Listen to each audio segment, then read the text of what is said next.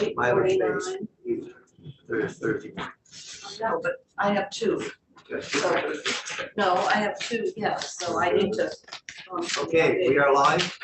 Good morning, everybody. The Senate Transportation Committee. It's Thursday morning, and we are going to discuss, which we were going to do a while ago. We got the dealers, Vice President of Government Affairs, Wayne Lenko. I can't believe that is that correct?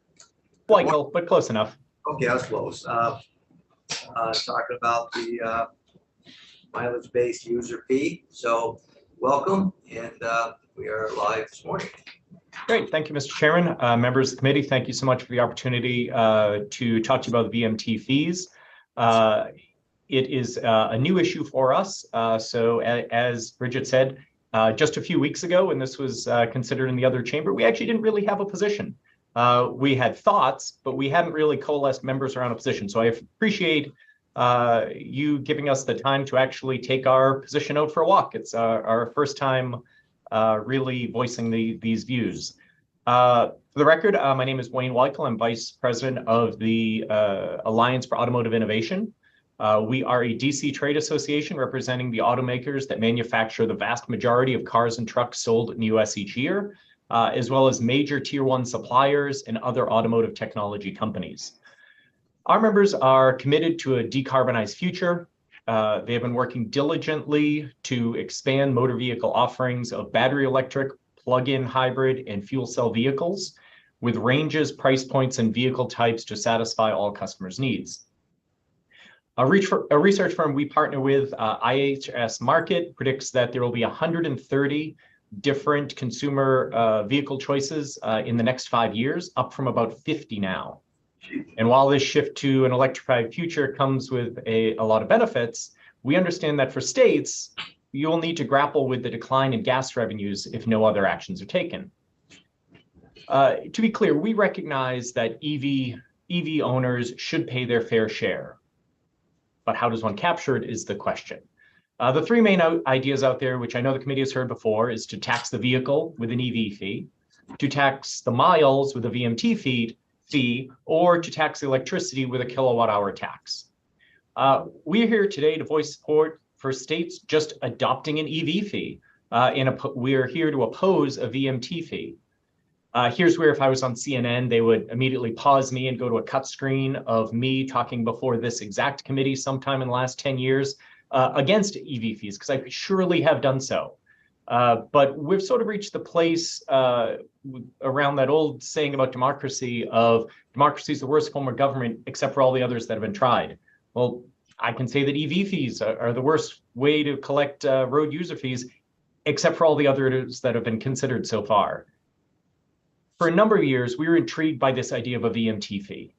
It's a progressive tax tied to the vehicle's actual usage of a public good. That's ideal tax policy.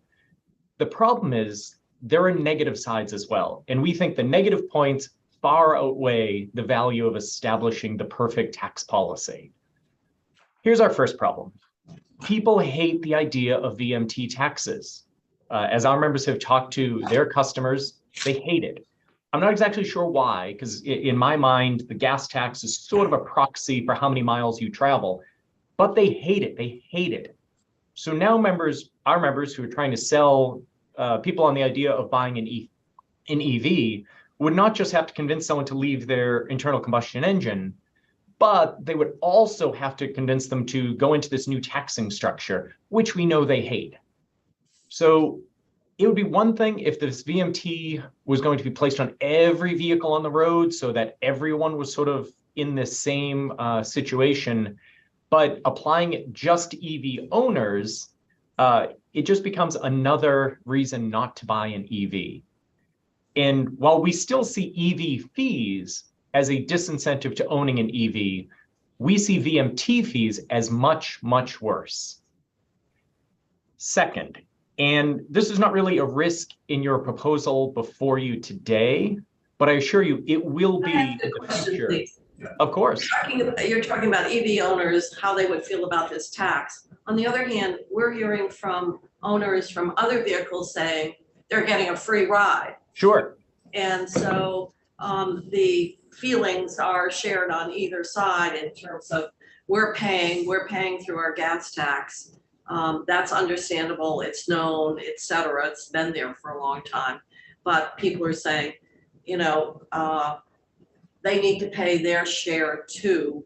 And so that negative feeling is shared by other car owners, just in a different way, depending on what side or how you're paid now.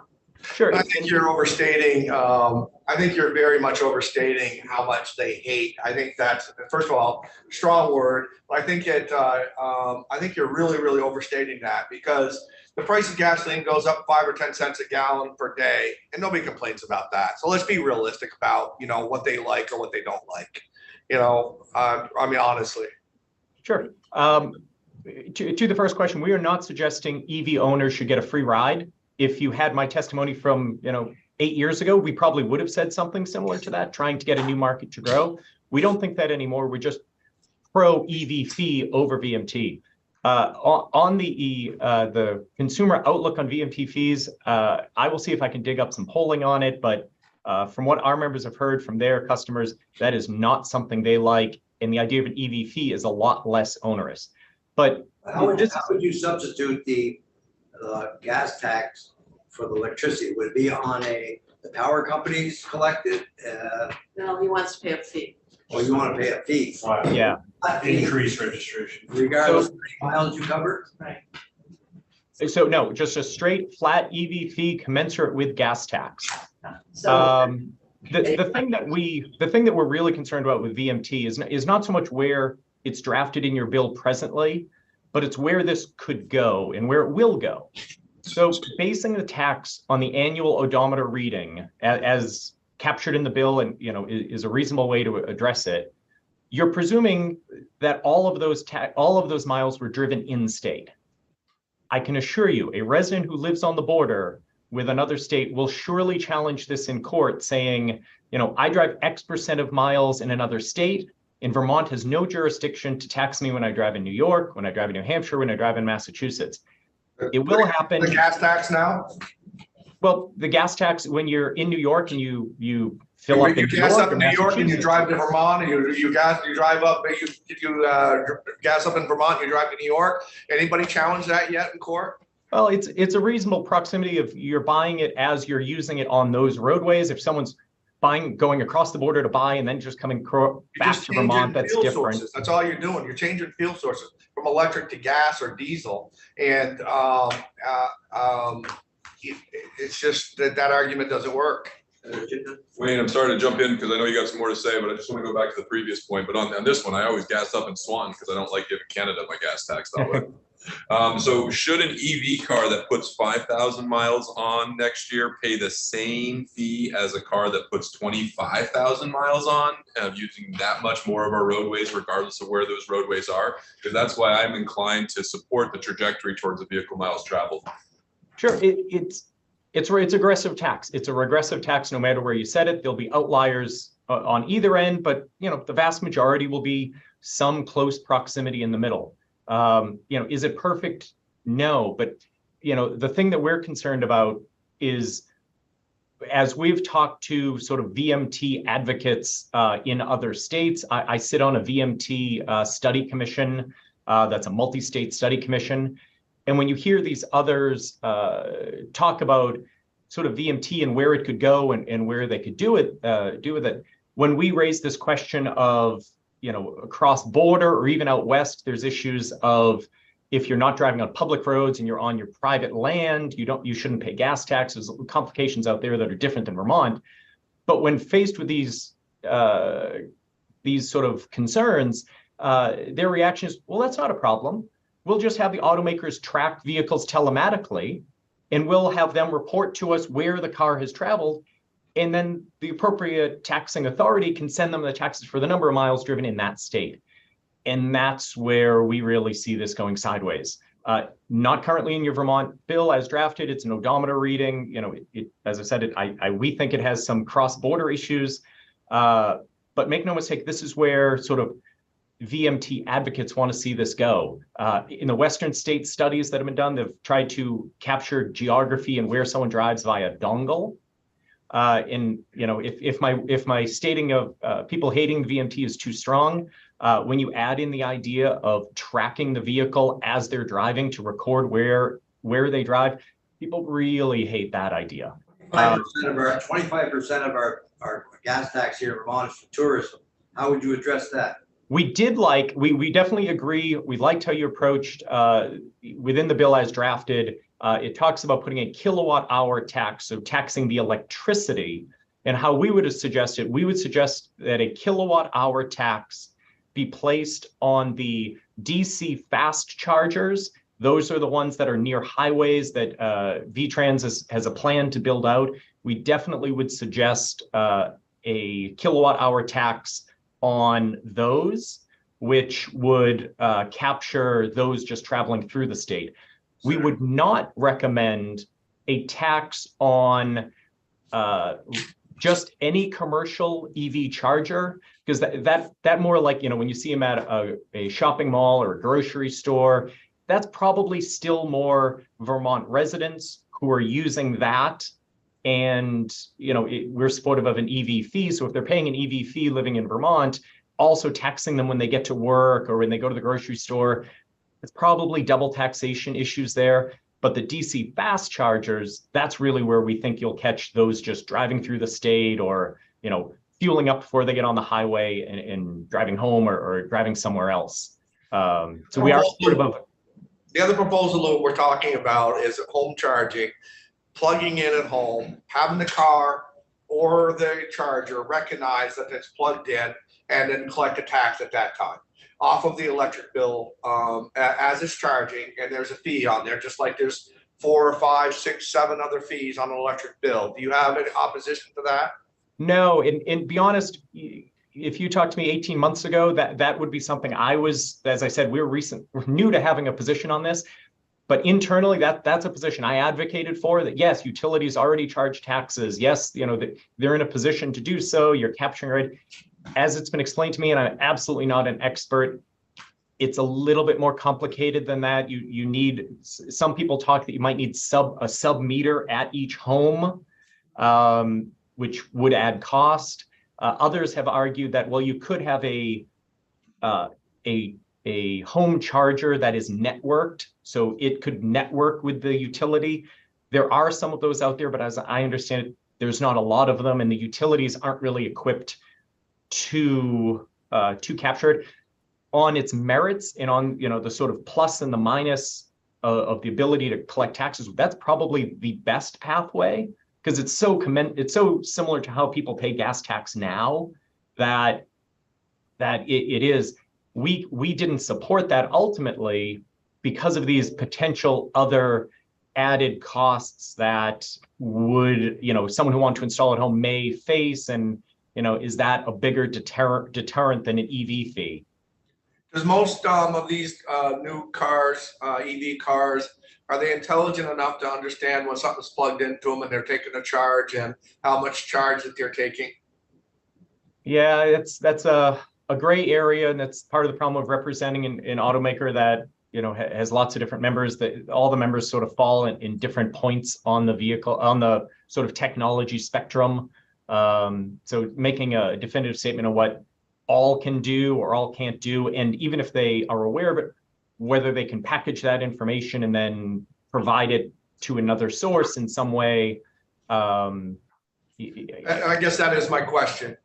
If it was able to be done in that way, is a vehicle at some point in time smart enough to send out a message to Washington County Co-op or something like that, that they took that type of charge at this point in time, or anything like that? I mean, just like the messages I got down from coming into work this morning, I got a message that there was a storm coming in. I mean, that message. So somewhere along the way, my vehicle's communicating with somebody.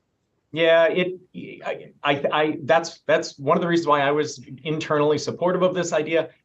We just don't know if that's something that I don't think they can do it now. Whether that's something that could be developed, it's unclear. And then the other challenge we have on our side, there's 25 or so automakers. There's so many utilities within each state, and being able to interact with all of them in a similar way. And when you switch, or if I don't know if Vermont has deregulated electricity, but you could switch utilities, not just one monopoly in one area. The complications with actually executing that seemed worse than just, hey, let's just get a VMT fee. It captures some portion of lost taxes that you're grappling with. And the upside with a VMT fee, you could have it in place next fiscal year. It's not 3 years and do a study and hopefully you set the tax rate right for in the future. It might lead to the right amount of tax revenue. I used to run a Ways and Means Committee in another state. Consistent and stable taxes, you would know beginning of the year exactly how much that was going to bring in, plus or minus who moved in or out of state. New cars registered. It's a much more stable tax. This is a new position for us. And I said we've always opposed EV fees because we view them as disincentives. But as we've looked at VMT fees and kilowatt hour taxes, the negatives of an EV fee, we think are less negative than the others. Yes, Senator. It's what you said, Senator Ingles. I think is the real answer. I just don't think Vermont can do it. I think that needs to be a federal standard on all new EVs. So it needs to be baked into the requirements for electric vehicles that are going to operate in the US. And so I don't think we can fix it here in the state. That's why I don't think it's a real feasible option for us to explore, requiring cars to standardize their reporting. Well, I guess what we're trying to do is no alternative is perfect. And we're concerned about what is the best proxy for purchase of gasoline. Obviously, if you do an average and you do a fee, then some people are going to be paying more to subsidize those that use the road more. So you got the equity issue there. You're concerned about the issue around, and we did discuss it, if you drive most of your miles in another state, is that fair? On the other hand, is it fair that I'm subsidizing a higher user because I don't travel very far or I use public transit? So I guess it's just weighing out. The other is what is administratively feasible? What can you do that is you can operationalize? I guess the other thing is, in setting any rate, you have to make sure that it's at the right amount to give you that predictability and the stability. And we know that certainly with gas tax, there's variation, when gas prices go up, we see people double up, they carpool, they use public transit more. So you've got, even within the current system, some of that volatility. And so basically what you're saying is for border areas, it's not fair, and EV owners won't like it. They'll hate it. How would you, Well, they'll hate it, how would you base the fee now? Well, how would you base the fee? How would you figure that out? Sure. I mean, like I said, I think you can have, DOR people who may have a better understanding of your tax structure. But I mean, we always, when we do a shorthand in other states, there are some states that have used an EV fee as punitive, that their fees, are far surpassing what any internal combustion engine vehicle. So we sort of have a shorthand to check that. And for the most part, it's average mile. We can give you the stat of average miles driven in a year, divide it by the average, miles per gallon of the vehicle fleet, and then multiply that by average gas price. I mean, is it perfect? No, but it gets you in the ballpark, and it gets you collecting immediately. There's very little administrative cost, I would think, for the state to do it. And again, it would be different if you were talking about a VMT fee on all the vehicles. Then it's not a disincentive to EV fee on an EV driver. Now it's, hey, everyone's in the same boat and we're all going to pay the same tax. What we're looking for really is a fair way for people to pay for their usage. Yep. And I look at it like this. I look at that the state of Vermont, the federal government, everybody's pushing for electrification. Everybody's spending millions and millions and millions of dollars. I look at you guys are spending millions of dollars to get the technology, to get this product out on the road. But at the end of the day, we're subsidizing you in a big way. We're giving $7,500 tax credits. Where we got power companies that are subsidizing all types of monies, and we're doing everything we can do to help you to be successful in your transformation. And we're just asking for a partner on the other side. Now we're talking to the power companies. Oh, they can't do it. No, absolutely, positively not. They can't do it. But yet you get a couple of them all by themselves that don't want to stick their head up out of the hole. And they say, oh, absolutely, we can do that. That car knows when it's plugged in. We know when it's plugged in. You can send an email, absolutely, positively, seamless. It goes right on the bill and it'd be fun. So we're just kind of looking for partners. We also have the power company people say, hey, do what you've always done to us. Just pass a law and say you will do this. And this is what we'll do. And then miraculously, he says, or a couple of them, it will happen. We don't want to do that. We just want to partner with people who want to come up with good ideas, sit at the table with us and figure out how we can equitably charge people for the amount of electricity they use as they're charging their car. That's the fairest way. Sure, I have no complaint with that. And, in both the sort of VMT structure that you've got out today and sort of kilowatt hour, as I think you've largely framed, if you're thinking about the infrastructure, our members have no role in that. We're just voicing what we hear from our customers and our research people have heard from, the focus groups and things like that, that VMT, is a challenging thing. Like I said, I agree with the infrastructure, and that sort of might present the ideal and sort of commensurate with the way you're taxing on the volume of energy used, similar to gas. It's just the execution. I've had all these conversations. This is one of the most thoughtful committees I testify in front of regularly. I sit on an EV VMT group. Spend a lot of time talking through it. You've hit on a lot of the challenges with each of these three. We just, when you sort of try to balance all that out, we just came back to just charge an EV fee. It's not perfect, but it's easy, it's defined, and move forward. Are you experiencing this in every state? Is every state going through this issue? I'm certain they are, because they all rely on the gas tax. Of course, the federal gas tax hasn't risen since 1993, but I'm just wondering about other states, how they're all going to handle this. Yeah, I think we're seeing a lot more EV fees than elsewhere. I can send you, I just did a very recent survey of all of the states and what EV fees they've charged.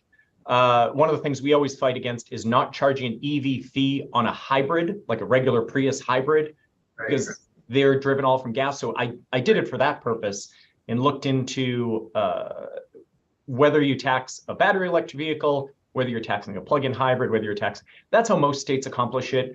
Very few in the Northeast have an EV fee. In fact, I don't think there's any state in the Northeast that has an EV fee, because typically you're aligned with California. You've been trying to grow this marketplace. You didn't want to create a disincentive, and we've appreciated that. But yeah, now, we appreciate we're going, 20, 30, 40, 50% EVs. This, what was a rounding error previously in your gas tax, is going to be so much more in the future. And that's why we thought it appropriate to change our position, to be more forward thinking, to acknowledge the problem that state officials have, and to recognize EV owners should not get a free ride. No offense, Bridget, who I know just bought a nice EV, but we agree they should pay their fair share. If the state right today, if we enacted this next year, for example, and it was 50,000 cars, what would the fee be? Have any idea what it would be? Oh, I don't know it off the top of my head. I mean, it's usually in a Northeast state, your average miles are somewhere around 11,000 miles driven for an internal combustion engine. Divide that by your average. So we've calculated that out, and it used to be we've had this discussion for, I don't know, 8 years or so, and we actually calculated out what that surcharge would be on the registration. At that point, I believe it was $118. Seems about right. Using that method of average. And of course, then everybody, once again, it's less than perfect, because it's not based on. You're paying for those. You're paying for those that are. Long miles. If you're less than the average mile, average is average. So you know, so that was the calculation. Then the question becomes one of, and we have that kind of hybrid methodology for, as Andy was just pointing out, for the plug-in hybrids, Yep. because you're paying gas tax. So, you know, what we have before us has that kind of mix. Yeah. So We- we know what it is, and it can be updated, you know, but it was around $120. And that sounds about right. And I should note, we are supportive, and this is again just sort of aiming for the center mass of the numbers. We are supportive of plug-in hybrids having about half the fee as a regular hybrid, because they are still buying some level of gas. You don't know how much gas, you can't really figure that out. So Right? that's how we support it. EV fee, half that for plug-in hybrid, and no fee on a traditional, you know, Prius type hybrid. This conversation is inspiring me to revisit the intent language in our T-bill, that I'm worried that for any businesses that operate across state lines, I think of rental car companies or anything with fleets, that if we don't at least include some consideration for what our neighbors are going to do, there could be real financial incentive to either push more registrations in New York, New Hampshire, Maine, somewhere else, in order to avoid these vehicle miles traveled, which could have some negative effects on our budget. But maybe that's already happening, and I just need to inform myself. But I'm curious if there is some concern. Chris is raising his hand. Maybe he can speak to some of I this. can just, Mr. Chair, just in response to Senator Chipman's comment, rental cars in this state currently pay purchase and use tax based on the value of the short-term rental transaction at 9%. What about UPS or anything else with like fleet vehicles? That's different. I'm just talking about, like, you know, if you went to a retail rental operation, because I don't think I've ever rented a car that had the plate in the same state that I originated it. So the way that Vermont gets money from that is we assess a 9% essentially sales tax based on the purchase and use tax on those transactions. But any other industries with commercial vehicle fleets that We don't don't cross? do that now. Well, commercial will come in under that interstate mileage allocation. Yeah. So trucking, they have to but that has to do with the gas tax and how that gets distributed. So that's why, you know, if we had a statewide, a national charging kind of construct, that would deal with the commercial, because they're having, if you've ever been on a bus, they have to register their mileage at the border and track the mileage in other states. And then our DMV allocates the revenues back, and to say other states do that too. But that's for commercial. The international registration. Sorry, Questions? You had a question about the MSRP you wanted to ask. Mr. Oh, yeah, how We had enforceable, such a nice conversation. What? You didn't need to bring that back up. how enforceable is the suggested retail price in automobiles? And I thought that manufacturers were very serious about that. In the last few months, they have been overpricing cars anywhere from 5, 10, 15, 20, as high as $30,000 over stickers. Now, is that something that the Auto Dealers Association, automobile manufacturers don't like, or is that something you agree with when they get a franchise? They're all under franchise agreements. Sure. I heard that the franchise agreement doesn't allow that. Is that true or false? I mean, Yeah, that suggested retail price is really just that. It's suggested. We do have, I can send you a couple news stories that were out there of a couple of automakers sending warning letters to dealers of like, hey, this is not okay. This is too much. Or there were some issues of, perhaps someone was looking up a car online and looked up a certain, build sheet and what they thought it would cost, and they go to the dealer and now suddenly that's not the price that they would pay. With that said, yes, automakers have absolutely warned them. I can find some citations to that. That said, we also see it as an issue that's diminishing moving forward. The supply chain is loosening. Chip supply is getting better. The president's done a lot on trying to domesticate chip manufacturing to sort of get around this problem in the future. So while it is legitimately a concern and automakers have taken steps to warn their dealers that this is not okay, I also think it's a problem that will start to go away. Everything I've read, and for those of you, But it didn't, during this pandemic, it didn't cut their profit structure. I'm sure they were getting their same profit structure, but they took advantage because the supply wasn't there, and if they could make more money, they were doing it. But I always thought over the years that the suggested retail was the same on a car in Rutland or Burlington or whatever. that's correct. You started there, then you can go lower, or you can, on a trade-in, you can, give them a higher or lower price on trade-in. But I've always been, I always thought there was something in the statute, or not the statute, but from auto manufacturers, that's the suggested retail, you don't go above it. But so it was happening because of supply. The dealers wanted to make more money, and they were able to do it. So just curious about that. Yeah, no, like I said, there are a couple stories that made the news of automakers sending letters to dealers warning it. But based on that, the assumption that they had to warn them, I'm guessing it's not in the actual dealer agreements, or else they wouldn't have to, because it would already be part of it. All right. Okay, thanks. Great. We did hear some testimony that with the lower supply, the volume and the sales, and the fixed cost, were there, and you had fewer vehicles to sell because the lots were pretty empty. Yep. So That's happening in a lot of business. yeah, so they were arguing that those, in order to make the fixed cost, and the bottom line work, you had to charge more because you were selling, the volume was lower and you were selling fewer vehicles, and the profitability was not as great. But Senator Ingalls knows about that because that is a valid argument, and I think it's probably a spectrum that you've got outliers, on one end that maybe could have been viewed as egregious, but most were trying to deal with a challenging situation of limited supply and still trying to keep the doors open, keep people employed. It's our hope that with the loosening of the supply chain and everything ramping up, that this will be a problem that resolves itself just based on natural economy. But I'm happy to share some of those stories just for reference. How many manufacturers of automobiles do we have in the country, in the United States? Is there? Good question. That are manufacturing in the United States? Yeah. I'm just curious. Yeah, I don't know if I have that number. Obviously, it's a lot. I'm sure there's.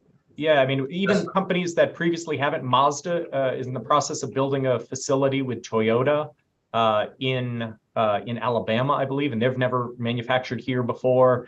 Volvo just built a plant here. And then the biggest thing, the biggest change you're seeing is all the battery manufacturers that are seeking to build here. And when you talk about, the transition to an electrified future, it's those battery manufacturing plants that, really are going, I think you're going to see more and more and more of just to meet. Is there enough supply out there for batteries, you think? I mean, to meet all the demand that's going to happen? Yeah, if you took a static shot of today, right now, based on technology today, probably not. But there's billions of dollars being invested into come up with new technologies. I mean, a battery is just chemistry.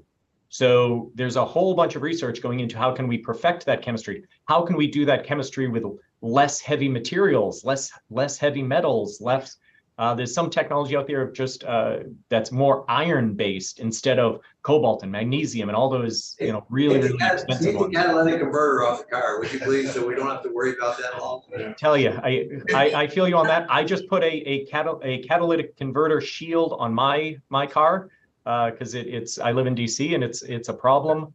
So we appreciate the legislature moving that legislation forward. It is something we have pushed for all across the country. We've passed bills in about 29 states already, and we probably have 15 more teed up this year, including hopefully Vermont. New Hampshire looks like it's going to pass it. Maine already did. New Hampshire did. Massachusetts did. Rhode Island did. Connecticut did. So we're starting to see the sort of regional approach to this that, thieves won't have a natural place to just go sell it. So Wayne, all these batteries, these thousands and thousands and thousands and thousands of batteries we're going to have, what are we going to do with those? Sure. That is something that is also billions of dollars to be put into. There is a marketplace, as I'm not the expert on battery recycling, but there will be a marketplace for recycling these batteries. The state of California did a really good battery recycling study committee for about 2 years. We had someone on our staff on the committee. They did a really good report, which I'm happy to provide to you.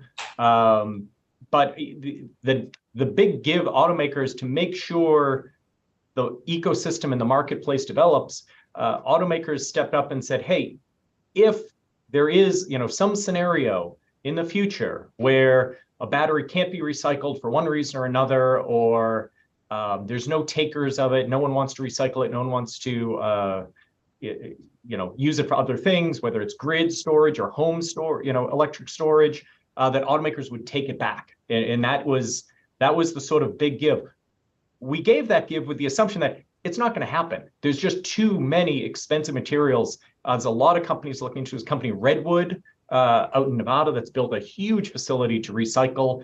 There's a small company in Massachusetts that I always cite called 6K that's actually talking about using really high temperatures to melt each of the elements back into their natural state. These things are not going to be just stuck in a landfill. They're going to be too expensive and too much additional value. Is there a business model ever talked about amongst manufacturers to own that battery from start to grave? Yeah, there's been some talk about it. The challenge with it is, an EV battery is 2,000 pounds, 3,000 pounds, depending. So moving it and having one entity own it, some companies were looking at, not automakers, but other companies were talking about trying to figure out sort of a leasing pathway that you just pull in and they'll drop it out and put another one in. I think that's the ingenuity of American spirit to find solutions to things. I don't think that automakers have any real reason that they would want to become the owners of. That's funny. We often get asked what should happen with EV batteries when they're no longer capable for an EV, that their power supply that they can hold goes down. And people look to us for answers and say, well, we're actually not going to be the ones who figure out what to do with it next. It's the utility companies, it's solar companies, it's, other uses that aren't as energy intensive as vehicles themselves. But I'm happy to provide that California study. We think we don't agree with everything in it, but in large part, it was really thoughtful. They did some serious work. It was 2 years of work. And anytime a state actually talks about, hey, we should do a study of this, we usually caution, hey, how about you just read California's study and not waste 2 years recreating the same work, because they really did a really good job of it. New Jersey has a bill that just got filed that we think is potential for being model legislation that's pretty good, that sort of understands the marketplace. But no one's really legislated in the space yet, but I'm sure that'll be something this committee talks about in the future. We feel your pain on the studies, by the way. A side story, we used to always ask when states were talking about autonomous vehicles, when that first sort of came up, we said, yeah, let's do a study. We're happy to be on it. We did not think that through when, 20, 30 states had AV commissions going that, sorry, we cannot be on another study. I'm sorry. So anyway, I appreciate that. As always, I was earnest in when I said it. You're probably my favorite committee to talk to. I appreciate this conversation. And if there's anything that comes up on this or other issues, you know where to find Bridget. What kind of car do you drive? You don't have to answer that, but just curious. I just bought a brand new Prius. I paid a dealer augmented fee because I got one of the very first Prius in the country, one of the new ones that they just redesigned, the 2023. It's beautiful looking, and it's funny. A number of auto writers actually wrote, "Wait a second, you're telling us the Prius could have looked like this the whole time, and it just didn't?" Really, it's a nice looking vehicle. I can see why you put the shield on it, because the Prius is the #1 vehicle. Yep. Catalytic converters. Oh, Yeah. really? Oh. Okay, there you go. More of the minerals for some reason. Yeah, it's so I plan to keep my catalytic converters attached to my vehicle. I don't know if they do have a plug-in hybrid Prius, but I don't know if you got that one. But Yeah, no, I did not wait for the plug-in hybrid. Where I live, I'm a prime example of not everyone fits into an EV. I live downtown Washington DC, but I live right near a corner. So I don't have a backyard. I don't have a driveway. I don't really have any way to have my own charger. Charging externally is very expensive. So for us for now, a plug-in hybrid, which essentially doubled the miles per gallon, not plug-in hybrid, a regular hybrid that essentially doubled the miles per gallon that we could drive, that we got out of it, was a good calculation, but so far so good. I like cars myself, so I'll have to figure that out. See that what they are. Well, Any questions? If you plug in all your cars, they're gonna have to throw on another switch. Any other questions, comments? Anybody else seating out here? okay. Thank you so much, Mr. Chairman. That was very good. Thank you, Wayne. Appreciate it. Thanks, guys. Thank you. Have a nice day. Okay, thanks. Lot to learn, I'll tell you, it's a big moving issue all the time. Well, I guess the question is, the language in the basically is using the vehicle miles approach, and We gotta move forward on something, and we have, it's in there, but we got 2 years or whatever, it can change as we go. A lot of changes going to happen, yeah. Everybody's facing the same issues in the country, so it's not unique to us. well, I except still don't the, get the idea if you drive another state, it's different, because we do that now, gas, Right. you drive all over the That states. argument is cold water. Yeah, you can't use that. It's what you can fill up with gas in Vermont. That's It's down to getting some people who want to work with us in partnership to find an equitable way to collect the money, and that's what I truly believe. doesn't sound like a car company. Well, they're gonna be, we're gonna have a technology, but conversation. that's, That's what I'm saying, it's changing every. but right now, no, the technology. And we've only got 18,000 registered electric cars. That doesn't mean it's gonna be that way, it's gonna grow. But when you talk about 600,000 vehicles in launch, get 18,000. that's pretty So small. what is, let's ask, what you're representing, the dealerships, have they taken a position on vehicle miles versus, just a fee? So Matt Code Clerk on behalf of the Vermont Vehicle and Auto Distributors Association, they have read the language, they have not taken a position in support or against the legislation. It's completely neutral. I think they have an understanding that electric vehicles should pay road tax some way. They're just not sure what is the. So I think we all agree on that. I think that's, It's just, what's the best way to The do it? simplest method is a fee. I mean, we know that, and actually there is the fee, that's the difference in the. Well, in the budget. Someone drives 2,000 miles a year, and someone drives 50. Well, that's the equity issue, that's the one. what That's what's nice now. You buy gasoline, you pay, you drive. and then that leads you to go to vehicle miles traveled. Approach. So on the commercial piece though, just coming back to that, right now, gas burning rental cars and fleet cars are paying both the gas tax and whatever current taxes we have. If they were all electric, they're gonna not pay those gas taxes and still pay the same purchase and use taxes and otherwise. So does it bear some consideration to possibly have electric vehicles operating in Vermont roadways or adjusting some of those fees depending on the source of their fuel? Do I make sense in what I'm asking here? I just see these commercial vehicles registered in other states. They're going to continue to use our roadways. Yeah, they'll pay the current taxes on those that we have, but they won't be paying for gas purchase here in the state. So we will see a declining gas tax revenue. That's just rental cars. Rental cars. You're talking about commercial fleets. I think what you're talking about, Senator, is going to sort of open up a new dimension in what's called the international fuel tax. So that's going to be something sort of beyond our pay grades, quite frankly, because it's something that's negotiated and dealt with across many jurisdictions. But I think that's the mechanism we have in place right now to recover motor fuel tax revenue from commercial fleets that operate across different states. I think you raise a very good point that this is going to have to be factored into the international fuel tax agreement at some point. Because Vermont is the only one that does the vehicle miles traveled. The enterprise rent-a-car currently does register some here that isn't adjusted for. There's going to be an incentive. But when you rent, you're buying gas. So if we did the tax on the level 3 chargers, you would be paying the equivalent.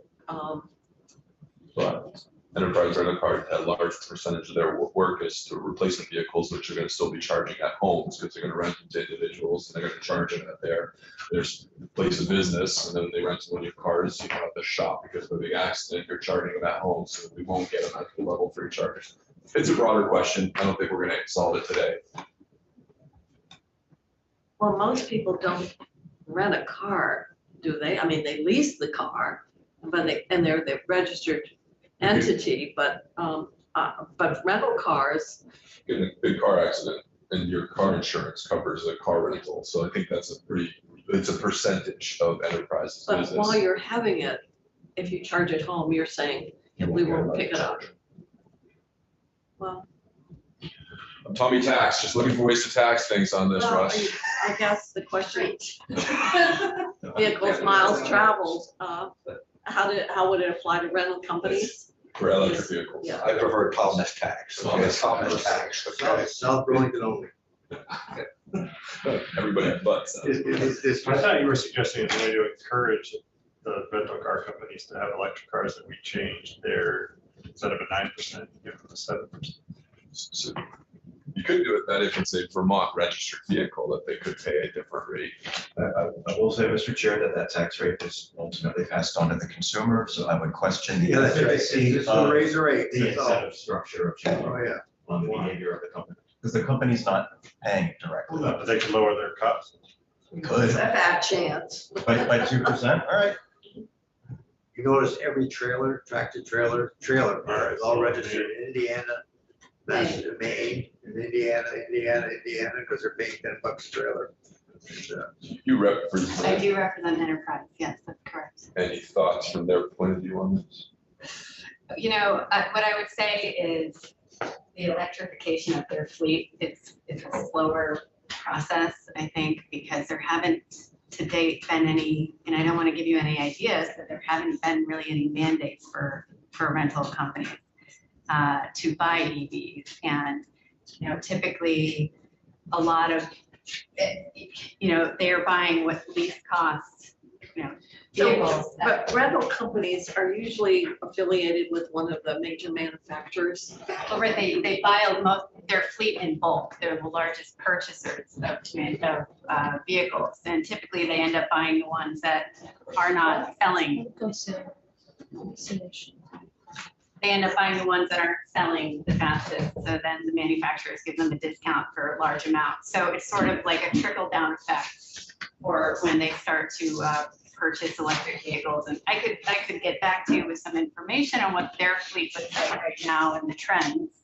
I don't have that accurate right now to answer that. But yes, we do pay a 9% rental tax fee, and that's how you collect money from rental cars. Gas taxes are paid, but if those start to be electric vehicles, we're not collecting from those vehicles with a car registration fee or vehicle miles traveled if they're not charging at the level 3 stations. Correct. Yes, I see where you're coming from with that. I don't think it's an issue right now because the fleet doesn't have a lot of electric vehicles, but So maybe expanding the intent of the language to also consider out-of-state fleet vehicles. perhaps if you get back to me with more information on their current fleet levels for EVs. But I would think the majority of people are renting them. When you rent a car, it's, yeah, I agree, you have sometimes with accidents, but oftentimes if you're flying to Utah, you're gonna rent a car and drive. So I would think somebody coming to Vermont would be using level 3 chargers. For a time right after college, I worked on Enterprise Rent-A-Car, and so I have a general idea of what their fleets were. And a good chunk of them were around town replacements, insurance replacements, so those would be longer term ones. So that's where I think that, I don't know what the percentages are, but there's a good amount that are not travel tourists. Yeah, but there are many that do have to keep in mind the level of infrastructure for EVs, not just in Vermont, but as they leave to other states. So even though we're leading the way in EV charging infrastructure, many of the other states are not quite there yet.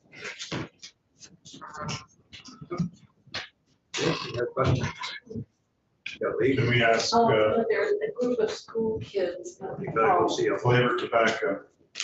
What? There's kids out there protesting flavored tobacco. I assume it's a protest. I think they're against it. Oh, it's the big chat, Kids Against Tobacco. Well, they should be because it's illegal. Normally one would not say we support illegal, Well, it said colorful sweet, and then I didn't see the third where I was like, maybe they're for it.